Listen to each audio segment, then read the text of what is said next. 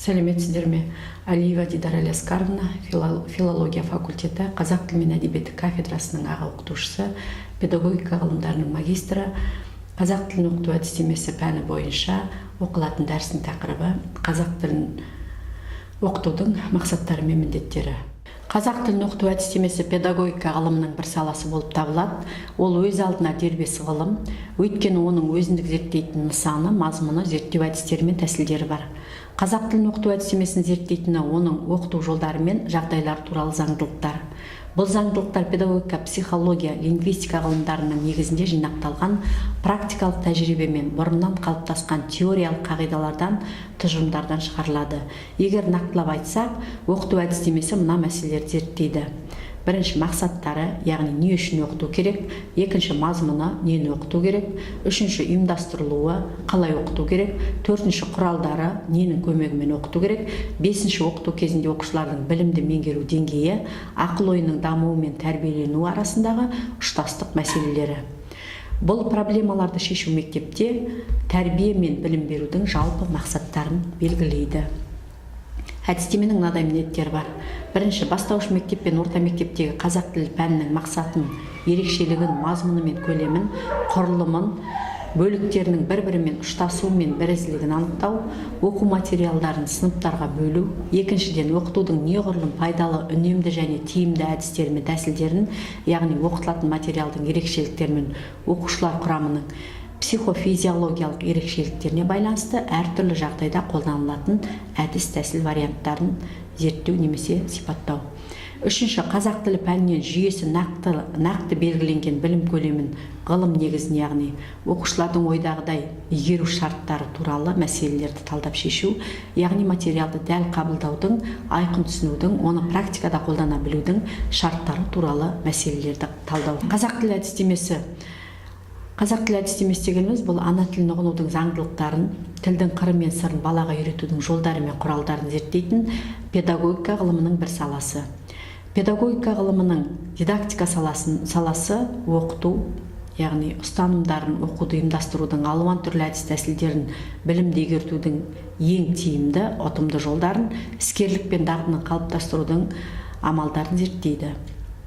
Сабақ үстінде тақырыпты меңгерту барысында мұғалім дидактиканы оқыту, білім беру жүйесіндегі теориялық қағидаларына сүйенеді. Қазақ тілін оқыту әдістемесінің алға қойған мақсаты өзін зерттейтін объектісі жан-жақты танып білу заңдылықтарын айқындау. Демек, ғылыми зерттеу әдісі дегеніміз белгісізді тану, айқындау. Ғылыми зерттеу жұмыстарының қай түрінде болсын, зерттелетін объектіні танып білу мынадай үш түрлі әрекеті бойынша іске асырылады. Бірінші, қажетті материалдарды, фактілер жинау. Екінші, жиналған факт немесе материалдарды талдау, салыстыру. Үшінші, сол фактілер негізінде теориялық тұжырымдар, қорытындылар жасау. Яғни құбылысты объектіні ғылыми танып білу процесіне іске асырылатын бұл әрекетті қазақ тілі оқыту әдістемесінде де негізгі кезеңдер болып саналады. Қазақ тілін оқыту әдістемесінің тіл білімімен байланысы. Қазақ тілін оқыту әдістемесін зерттейтін басты нысаны оқушыларға тілді меңгерту болғандықтан, ол ең алдымен тіл біліміне арқа сүйейді. Өйткені мектепте қазақ тілі пәнінен өтілетін материал тіл білімі ғылымының негізінде белгіленеді. Яғни қазақ тілі пәнінің мектепте оқытылуы мазмұнын анықтау әдістемесінің міндеті болса, бұл міндетті шешуде ол тіл білімінің мағлұматтарына сүйенеді. Атап айтқанда, фонетиканы оқыту әдістемесі, лексиканы оқыту әдістемесі тағы сол сияқты атаудың өзі тікелей қазақ тіл білім салаларының атаулары екені өз-өзінен түсінікті. Педагогикамен байланысы. Бұнда жалпы тұрғыда педагогика жас ұрпақтарға білім, тәрбие берудің мәні, мақсаты, мазмұны, әдістері, құралдары мен ұйымдастыру түрлері туралы ғылым ретінде сипатталады. Дидактика педагогиканың маңызды бір бөлігі, оқытудың жалпы теориясы ретінде қазақ тілі әдістемесінің негізі болып табылады. Әдістеме дидактика ұсынған оқыту принциптеріне, оқыту әдістерінің теориясына сүйенеді. Мектепте қазақ тілін оқыту барысында ұрпақ тәрбиелеу проблемаларын талдап шешуге қатысады. Қазақ тілі сабақтарында берілетін тәрбиенің жолдарын, бұл тәрбиеге мазмұны сәйкес материалды, мысалдарды сұрыптау, көркем шығарма материалын пайдалану тағы басқалары жатады. Тіл құралдары арқылы іске асыруды жан-жақты қарастырады. Психологиямен байланысы. Психология оқушының психологиялық ерекшеліктерді сипаттайды. Жоғары жүйке жүйесінің қызметі туралы ілімге сүйене отырып, ол оқытудың әдісі мен тәсілін психологиялық тұрғыда дәлелдеуге көмектеседі. Сөйтіп, қазақ тілін оқытуға байланысты әдістемелік мәселелерді дұрыс түсініп, практика жүзінде шешуге мүмкіндік береді. Мұғалім өзінің әрбір оқушысын, оның психикасын, материалды қабылдау және есінде сақтау дағдыларының дәрежесін білуге жағдай жасайды. Оқушыларды жүйелі зерттейтін әдістермен қаруландырады. Оқушының психологиясын білмей тұрып, қазақ тілі әдістемесі ұсынған әдістер мен тәсілдерді тиімді пайдалану мүмкін емес. Бұл әдістер мен тәсілдер оқушылардың жеке басының ерекшеліктерін, ойлау қабілетінің даму процесін, жалпы жетілуін есепке алмайынша мақсатқа жете алмайды. Әдетте теориялық және эмпирикалық зерттеу әдістері өзара тығыз байланыста қолданылады. Бұл әдістердің барлығы да, мәселен зерттеу гипотезасын анықтауда, жинақталған педагогикалық фактілерді қорытындылауда, тағы басқаларда. Зерттеудің барлық әдістері анализ, синтез, индукция, дедукция, абстрактылау, жинақтау, салыстыру сияқты логикалық операциялардың жәрдемімен жүргізіледі. Зерттеудің теориялық әдістері. Әдістемелік зерттеулерде типологиялық әдісте көрнекті орын алады. Бұл әдіс бойынша зерттелетін объектілер мен құбылыстар топталып, әр топтың негізгі белгілері анықталады. Типологиялық әдістеме ғылымының мәселелерін зерттеуде жиі қолданылады. Мысалы, ана тілінен берілетін білім мазмұнын талдап шешуде, оның негізгі құрамдас бөліктерін топтап құрастыру, атап айтқанда білім беру, іскерлік, көзқарастық идеялар мен әрекет тәжірибесін түгел қамту және тағы басқада. Мектеп тәжірибесін зерттеу әдістерінің мына түрлері белгілі. Бірінші, оқыту процесіне байқау жүргізу. Екінші, мұғалімдер мен оқушыларға анкета тарату. Үшінші, мектеп құжаттарын зерттеу. Төртінші, әңгімелесу. Бесінші, жазбаша тексеру жұмыстары және тағы басқа. Мектеп тәжірибесін зерттегенде алдымен оның мақсатын дәл айқындап, жоспар жасау керек. Тексеру жұмысына мұқият дайындалып, сабақтарға байқау жүргізудің схемаларын жасап, оқушылар мен мұғалімдерге арнап, анкета дайындау қажет. Қазақ тілінің негізгі салаларын оқытуда ғылыми фактілерге, дәлелдеулерге, ұғымдарға, екінші сөзбен айтқанда ғылыми принципке негізделеді. Профессор Исабаев оқушыларға берілетін тілдік мәліметтер төменгі өлшемге сәйкес болуы қажет. Біріншіден, меңгерілетін объектінің термині анық болуы қажет. Мәселен, 4-ші және 5-ші сынып оқушыларына берілетін және онымен таныстырылатын терминнің аясын аса ғылыми дәрежеде кеңейтіп беруге болмайды. Айталық, дауысты дыбыстарды вокализм деп, дауыссыз дыбыстарды консонантизм деп түсіндіруге келмейді. Енді принциптерге тоқталатын болсақ, бұнда жүйелік принципі, яғни қазақ тілін оқытуда оқытушының бірінші басшылыққа алатыны әр сыныптың жас ерекшелігіне байланысты білім көлемінің бір жүйеде берілуі, бағдарламада берілген материалдың орналасу жүйесі бастауыш сыныпта, орта және жоғары сыныпта көрсетілген, берілген материалдар сабақтаса отырып, толықтырылып, кеңейтіліп, саттан сатыға өткен сайын тереңдеп, ғылыми жағынан байып отырады. Мысалы, 6-шы сыныпта зат есім тақырыбы бойынша алдымен анықтамасы, сұрақтары, мағыналары, түрлері оқытылса, 7-ші сыныпта зат есімнің түрленуі тақырыбымен толықтырылады. Яғни зат есімнің көптелуі, тәуелденуі, септелуі, жіктелуімен сабақтастырылады. Ал көрнекілік принципінде, көрнекілік принципі оқушылардың қазақ тілінен берілген білімді көрнекілік арқылы оқытуға бағыт береді.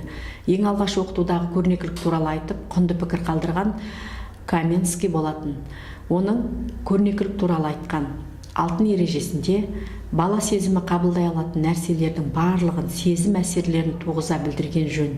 Көруге болатынды көзге көрсет, естуге болатын нәрсені құлақ қойып тыңдасын, иісін иіскеп білсін, дәмін татып көрсін, қолына ұстап нәрсенің қатты жұмсақтығын тағы басқаларын байқасын деген болатын. Саналылық пен белсенділік принципі. Мектеп оқушыларына қазақ тілінен білім беру барысында олардың саналы түсіну қабілеті дамытылып отырылады. Тілдік фактілерге байланысты мәліметтерді оқушылар жаттанды түрде емес, саналы түрде меңгеру керек. Ал теорияны практикамен байланыстыру принципі, қазақ тілінен берілетін теориялық білім мына сияқты практикалық мақсаттарды жүзеге асырады. Бірінші, тілден алған теориялық білімін ауызша және жазбаша мақсатта қолдана білу. Екінші, түрлі талдаулар жасай білу. Үшінші, орфография мен орфоэпиядан алған білімді ауызша және жазбаша түрде сауатты іске асыру. Сол сияқты түсінуге жеңіл қолайлылық принципі, дидактиканың түсінуге жеңіл қолайлылық принципінің де маңызы зор. Бұл сабақтың алғашқы күннен бастап үнемі сақталуға тиісті. Мысалы, алғашқы үйретілген сөзді таңдауда бір буынды сөзді үйрету мен көп буынды сөзді үйретуді салыстырып, оқушы оның қайсысын тез үйренеді деген сұраққа тәжірибелі мұғалімдер бір буынды сөзді оқушы тез үйренеді деп жауап береді. Бұл алғашқы сабақтарда қолданылса, сол қалыпта қалуы мүмкін емес. Себебі барған сайын оны күрделендіру принципін ұстану керек. Оқытудың психологиялық ерекшелігін ескеру принципі. Әр сыныптың өз білім деңгейі болатыны белгілі. Сонымен қатар оқушының өзіндік жас ерекшелігі мен психикалық ерекшелігі бар. Сондықтан да қазақ тілін оқытуда осы ерекшеліктер ескеріліп, тілдік материал соған лайықталып беріледі. Оқушының психикалық ерекшелігі мен білім деңгейінен оның білімді қабылдау мүмкіндігі туады. Ал ол оқу материалының оқушының қабылдау мүмкіндігіне сәйкес болуын талап етеді. Қазақ тілін оқытуда осы принцип сақталса, ол оқушының тақырыпты меңгеруіне қолайлы жағдай болып табылады. Қазақ тілін оқыту әдістемелерінің түрлері. Ғалым Зверев оқыту әдістері дегеніміз мұғалім мен оқушылардың өзара әрекетінің барысында білім алу жолдары десе, Бабанский оқыту әдістері дегеніміз мұғалім мен оқушылардың өзара әрекетінің негізінде білім, тәрбие және таным процесін жетілдіру дейді. Әлімжанов, Маманов өз еңбектерінде қазақ тілін оқыту әдістемесі қазақ тілін оқытудағы мұғалімдердің озық тәжірибелерінің қорытындыларына негізделген оқыту әдістерінің жиынтығы туралы ғылыми пән деп атап айтқан. Профессор Исабаев қазақ тілінен білім беру әдістері сан алуан. Осы әдістерді әдістемеде жіктеп көрсетудің мәні зор. Жіктеп көрсетуде біріншіден оқушыға берілетін білімнің сапасы артады, екіншіден оқушымен жүргізілетін жұмыстың дәлдігі нығаяды, үшіншіден мұғалімнің атқаратын жұмысы жеңілдейді, және оқушылар тілді практикалық теориялық және теориялық практикалық жағына меңгереді. Қазақ тілінен білім беру әдістерін топтастыру әдістемесінің соңғы жетістіктеріне негізделеді дейді. Нұржанова өзінің қазақ тілін тиімді оқыту жолдары атты әдістемелік құралдарында оқыту әдістерін 5 түрге жіктейді. Бірінші, түсіндіру әдісі. Бұл әдіске ауызша баяндау, түсіндіру, әңгіме, сұрақ-жауап, лекция түрлерін жатқызады. Кітаппен жұмыс істеу әдісі. Мұғалім түсіндірген кітаппен қарап анықтама, түсініктер, жоспар, конспект, тезис, газет, журнал, сөздікпен тағы басқа жұмыстар. Көрнекілік әдіс, экскурсия, таблица, схема, сурет, карточка пайдалану тағы басқа. Техникалық құралмен жұмыс істеу әдістерінің бірі демонстрациялық әдіс, яғни бұнда экран бейнесі арқылы диафильм, кино, фрагмент, тағы басқа техникалық құралдармен жұмыс істеу әдісінің әр түрлері көрсетіледі. Енді баяндау әдісіне тоқталатын болсақ, қазақ тілінен оқушыларға белгілі тақырып бойынша берілетін білімді мұғалімдердің түсіндірудегі әрекеті ауызша баяндаудан басталады. Мұғалімнің оқушыларға жаңа білімді баяндап айтып беруін ауызша баяндау әдісі дейміз. Әңгіме әдісі жаңа материалды түсіндіргенде жүргізілетін әдіс немесе сұрақ-жауап әдісі. Қазақ тілінен жаңа материалды түсіндіру барысында ғылыми фактілерге, анықтамаларға сүйене отырып, сол тақырыптың шығу не жазған авторлардан бастап әңгімелеу әдісімен түсіндіруге талаптанады. Ал түсіндіру әдісі бұл қазақ тілінен берілетін белгілі бір тақырыпты түсіндіруде мұғалім көрнекі құрал, таблица, тағы басқа құралдарды пайдалана отырып сабақтың мазмұнын түсіндіреді. Кітаппен жұмыс әдісі оқушыларға берілетін теориялық білім оқулық пен оқу құралдары бойынша жеткізіледі. Бұл құралдар әрбір сыныптарға арналған оқу бағдарламаларына негізделіп жасалады. Көрнекілік әдіс қазақ тіліндегі берілген тақырып бойынша жаңа сабақты түсіндіру, өткен материалды қайталау, не бекіту, жаттығу жаздыру кезінде пайдаланылған көрнекілік әрбір сабақтың әсерлігін және мазмұнын арттырып, оқушыға білімді қызықты жалықтырмай игеруге себебін тигізеді. Техникалық құралдармен жұмыс істеу әдісі мектептерде техникалық құралдарды оқу тәрбие жұмысына енгізу 1960-70 жылдары басталды. Алғашқылардың бірі болып Архангельский, Шахмаев, Кирш тағы басқа оқу тәрбиесінде техникалық құралды пайдалануға зор мүмкіндіктер барлығын ғылыми зерттеу жұмыстары арқылы дәлелдеп берді. Жаттығу әдісі. Жаттықтыру сабақтың барлық сатысында жұмыстың барлық түрімен байланысты өте кең дәрежеде қолданылатын белсенді тәсіл.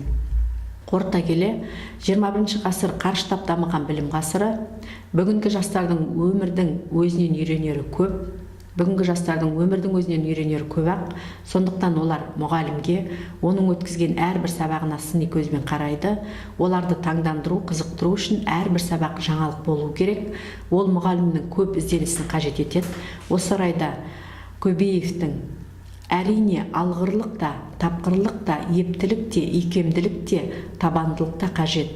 Бұлар оқытушының беделді болуының құралы болуға тиіс. Халық оқытушыны өзінің шын досы, ақыл айтар данасы, қараңғыда сәуле шашар шамшырағы деп білу керек. Мұның үшін оқытушы ең алдымен өз оқушыларының алдында беделді болуы қажет. Яғни оның негізгі бір шарты оқытушының өз дәрежесін жақсы меңгерген адам болуы, былай тұрсын, оның сабаққа жақсы дайындалуы керек деген ұстанымдары қазіргі ұстаздардың бейнесінде көрсетіп отырған анық.